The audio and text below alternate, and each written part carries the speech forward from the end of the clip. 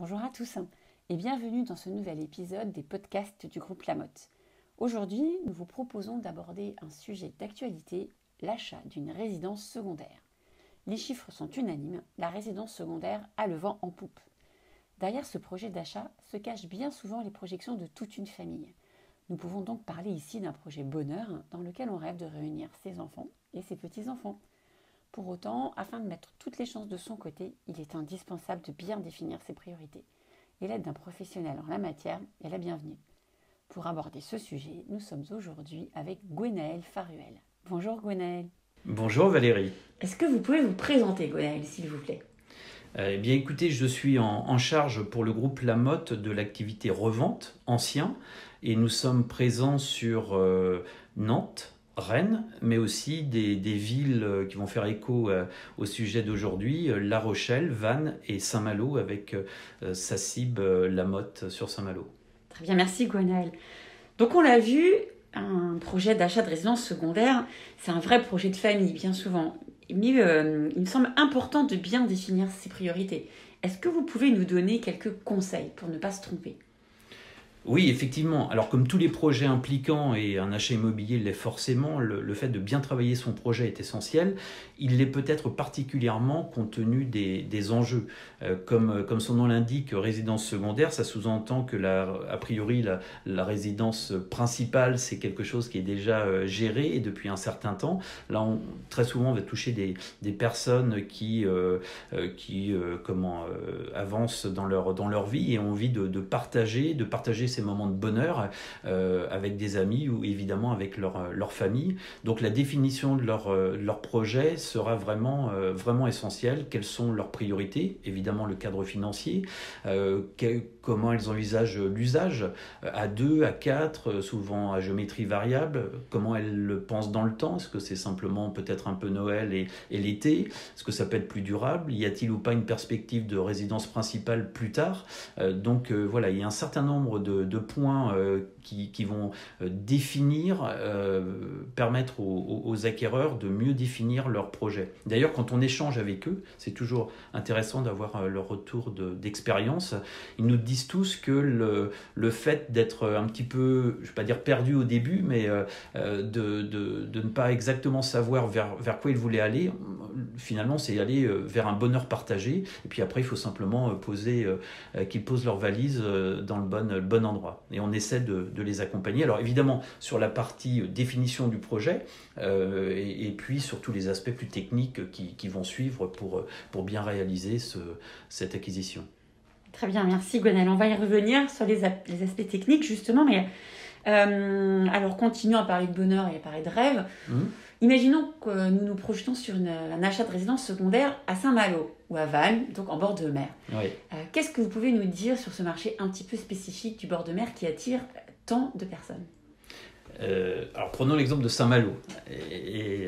Donc Saint-Malo par exemple. Donc définition du projet, c'est ce qu'on a évoqué tout à l'heure.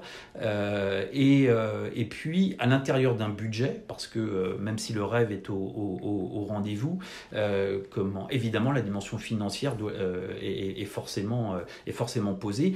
Parfois aussi avec de la géométrie variable, c'est-à-dire qu'il peut y avoir on le voit assez souvent, un budget cible et éventuellement une souplesse dans sa définition. Mais en tout cas, quand le cadre financier est identifié, si le projet est clair, eh bien, ce sera plus facile d'affiner sa recherche. Un exemple concret, c'est le fait de vouloir ou pas la vue mer. Est-ce que c'est un plus, une éventualité ou pas souhaité ?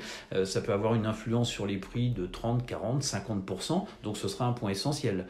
Le fait de vouloir de l'extérieur ou pas de l'extérieur. On peut se dire que pas d'extérieur, c'est peut-être un inconvénient, mais pour certains se disent que leur terrasse, finalement, ça va être la plage. Enfin voilà, donc il y a un certain nombre d'éléments qui sera intéressant de poser pour pouvoir identifier la réponse qui sera le plus adaptée. Un autre exemple aussi, ça peut être, on parlait de la plage, mais à l'opposé, vous avez des personnes qui vont avoir une sensibilité particulière avec le rapport à la nature, à la campagne, et on peut trouver aussi sur le bassin malouin, par exemple, des résidences dites secondaires qui vont être un peu plus côté campagne. hein. Et donc là aussi, c'est les priorités conjuguées à un budget, évidemment, qui vont permettre de préciser sa recherche. Donc on parlait de résidence secondaire qui, par rapport à une résidence principale, a priori n'est pas habitée toute l'année. Oui. En bord de mer, ça peut avoir des incidences. Oui. Qu'est-ce que vous en pensez ? Oui, c'est très juste et très important. C'est-à-dire que sur la notion d'usage, habituellement, un bien qui soit loué, nous assurons d'ailleurs un service de gestion, nous accompagnons beaucoup de propriétaires bailleurs, mais s'il est loué ou habité en résidence principale, il y a un usage qui est permanent. C'est lié au chauffage, c'est lié à un désordre qui peut apparaître, une fuite d'eau, etc. En secondaire, le cadre va être un petit peu différent. On va le retrouver aussi sur le rapport aux charges. Quelle est l'importance ou pas, dans le cas d'un achat dans une copropriété, l'importance ou pas, l'incidence des charges. Donc là, c'est intégré aussi sur la notion de budget. Et on peut la retrouver sur la notion d'entretien. Évidemment, si je prends un jardin avec tous les plaisirs que ça a, ça sous-entend un entretien. Je ne suis pas sur place, donc il faut bien poser ces éléments-là. Le rapport aussi à la mer, puisque si vous avez un logement en front de mer, évidemment, il demandera un entretien très régulier, très particulier, assez différent que si vous êtes à 1 kilomètre dans les terres, par exemple. Donc il y a un certain nombre de points en fonction des priorités du budget qui vont s'affiner et qui sera intéressant et nécessaire de reposer. Très bien, merci. Alors, est-ce qu'on peut retracer avec vous les grandes étapes, les grands points clés de l'achat d'une résidence secondaire, de toute la partie un peu démarche, technique Qu'est-ce qu'il ne faut pas louper, en fait ? Alors, ce qu'il ne faut pas louper, je me répète, mais c'est tellement essentiel, c'est toujours la force du projet. Et un projet bien défini ne veut pas dire qu'il n'y ait pas de souplesse, parce que chemin faisant, en affinant son projet, en se confrontant aux réalités du marché, aux visites, eh bien, on s'aperçoit qu'il y a des corrections qui se font. Donc ça c'est très important de s'autoriser cette démarche, et à la fois claire, mais aussi de la souplesse. Ensuite, l'idée, c'est que quand ça a bien été défini, eh bien, c'est d'avancer sur la proposition tout simplement de biens qui peuvent correspondre à ces priorités. Et là, un professionnel qui connaît évidemment bien la dimension technique, juridique, mais aussi le marché, peut vous aider et vous éclairer sur les solutions qui peuvent être apportées. Parfois aussi, rebondir sur une demande initiale. Un exemple concret, c'est une demande initiale qui peut être par exemple un front de mer, qui a un charme fou, et chemin faisant, les priorités peuvent peut-être un petit peu évoluer en se disant, écoutez, moi si je peux aller à la plage avec mes petits-enfants, c'est ma priorité. Le fait de ne pas être en front de mer, ce n'est plus un point essentiel pour moi. Si ça me permet d'avoir un jardin en plus, je corrige entre guillemets ma demande initiale. Donc c'est-à-dire qu'à un moment donné, ça peut être très intéressant d'être accompagné par des professionnels qui peuvent vous orienter, vous donner quelques indications et vous présenter les possibles qui sont au rendez-vous. Un autre aspect, évidemment, c'est de mettre en perspective cette phase qui est plus opérationnelle, plus concrète, avec le marché du neuf. Puisque quand vous avez un projet, les deux grandes solutions que vous pouvez avoir en résidence secondaire, notamment, c'est est-ce que j'achète du neuf, avec l'avantage du neuf et les réalités, les livraisons ne sont pas immédiates, les choix des emplacements vont être plus limités, et l'existant, voire existant avec travaux. Donc là aussi, nous essayons, par exemple, nous au groupe La Motte SACIB, puisque nous sommes à la fois promoteurs et on intervient en location-gestion et en transaction, nous essayons d'appréhender vraiment le projet global de la personne et nous essayons d'éclairer nos clients et puis de leur apporter des réponses qui peuvent être parfois je pense à l'ancien, peut-être que je vais me tourner vers le neuf qui a d'autres avantages, et inversement nos collègues du neuf peuvent nous transmettre des demandes parce que l'ancien livré immédiatement en très bon état peut être aussi une réponse. Très bien, merci beaucoup Gwenaëlle. On aurait du mal à conclure cet épisode sur l'achat de résidence secondaire sans aborder l'aspect un peu juridique. Quels conseils vous pouvez nous donner sur ce sujet-là ?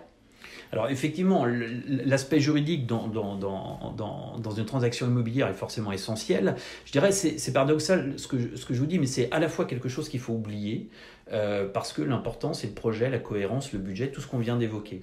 L'aspect juridique, en tout cas si vous travaillez avec un professionnel qui fait bien son travail, tous ces aspects-là, ça fait partie de sa mission, le devoir de contrôle, de conseil, il l'a forcément géré en amont. Évidemment, quand vous avancez dans la transaction, avant l'émission d'une offre éventuelle, évidemment d'une signature d'un compromis, tous ces aspects peuvent être surlignés, approfondis. Mais ce que je veux dire, c'est que c'est un point essentiel, mais qui n'est pas la priorité, puisque ces éléments-là, ils doivent être posés dès le début. Un exemple concret, c'est si vous achetez une maison avec une problématique de servitude, bien sûr que le professionnel qui vous accompagne, en tout cas si c'est un professionnel, il en parle en amont pour que ce ne soit plus un sujet. Et si le courant passe, ce point particulier est là pour être réévoqué. Qu'est-ce que veut dire cette servitude ? Est-ce que c'est une servitude passage piéton ? Est-ce que c'est celle d'une voiture ? Comment elle peut évoluer ? Donc ce que je veux dire, c'est que l'aspect juridique, il est essentiel, mais c'est un essentiel qu'on met de côté pour ne pas polluer la bonne fin de la réalisation de ce rêve bonheur, et qu'en même temps, il sera posé aux étapes les plus importantes. À condition d'être accompagné par un professionnel qui va pouvoir surligner tout ça pour nous. Oui, en tout cas, c'est ce qu'on essaie vraiment au quotidien de faire, oui. Très bien, écoutez, merci beaucoup Gwenaëlle. Je pense que grâce à vous, on a pu un peu avancer sur ce projet d'achat de résidence secondaire sans éviter de faire de faux pas et de se tromper, parce que ce projet bonheur pour des moments partagés en famille, c'est quand même important que ce soit un projet bien réussi grâce au conseil des professionnels. Merci en tout cas, et puis à très bientôt pour un prochain épisode. Au revoir Gwenaëlle. Au revoir.